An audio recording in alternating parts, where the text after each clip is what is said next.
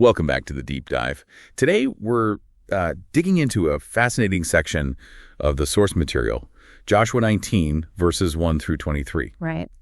We're looking at how the land was divided up for three specific tribes, Simeon, Zebulun, and Issachar. Mm-hmm. And, well, the way one of them got their inheritance is really surprising. Exactly. We're past the big broad stroke claims now. This is where they get out the maps and, draw the final borders. And one of those borders is, well, it's not a border at all. Not in the traditional sense, no. Okay, so let's unpack that. The second lot goes to the tribe of Simeon. But the really strange detail is that their inheritance is, and the text says this specifically, in the midst of Judah's territory. Right. It's not next to it. It's inside it, like an island. An island, yeah. It's completely surrounded. So they're the only tribe whose land is basically a piece of someone else's surplus property. And the sources are actually very clear about why this happened. There's no mystery here. It flat out says Judah's portion was just too large for them. Too much land for their population. Yeah. Way too much. So this wasn't a punishment, but more of a practical reallocation of resources. Simeon gets their land within Judah's borders because Judah had more than they could handle. And this is where it gets really interesting, because you have to ask, why was Simeon in this position in the first place?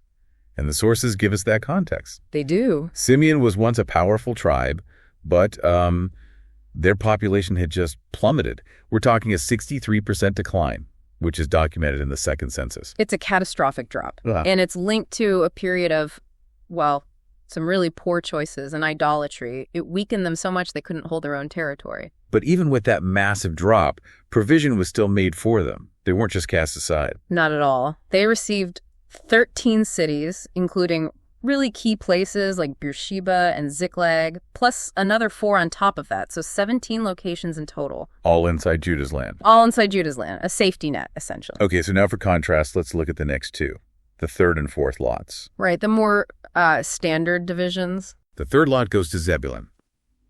Their territory is substantial. It extends to Sarid, includes 12 cities, including a place called Bethlehem, by the way. Yeah. A distinct, independent piece of land. And then the fourth lot for Issachar is even larger. 16 cities with their villages, Jezreel, Shunem, and their border goes all the way to the Jordan River. A strong natural boundary, so they're clearly set up for independence and strength. Exactly. Zebulun and Issachar represent the ideal model. Simeon represents an exception, a necessary one. So when you put it all together, what's the big takeaway for us? For me, the story of Simeon is this huge aha moment. Yeah. You have a tribe that is, clearly facing the consequences of its past actions. A 63% population drop, no independent land, but they're still provided for. And they're provided for through the abundance of another tribe. It's a systemic solution. That raises a really important question, doesn't it? The theme is provision, yes, but what about autonomy? That's the other side of the coin. I mean, being an island inside a much larger, more powerful tribe, you're completely dependent on them for security, for trade, for everything. It absolutely weakens their long-term independence.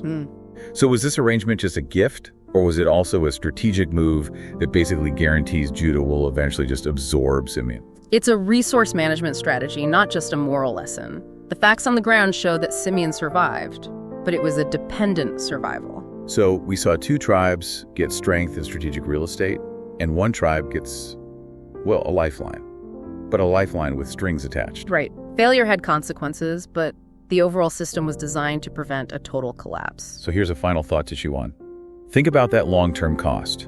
The inheritance structure ensured Simeon's survival, yes, but at the cost of their political independence. What systems in your own life offer that kind of guaranteed provision or restoration after a setback? And what degree of autonomy do they ask you to surrender in return?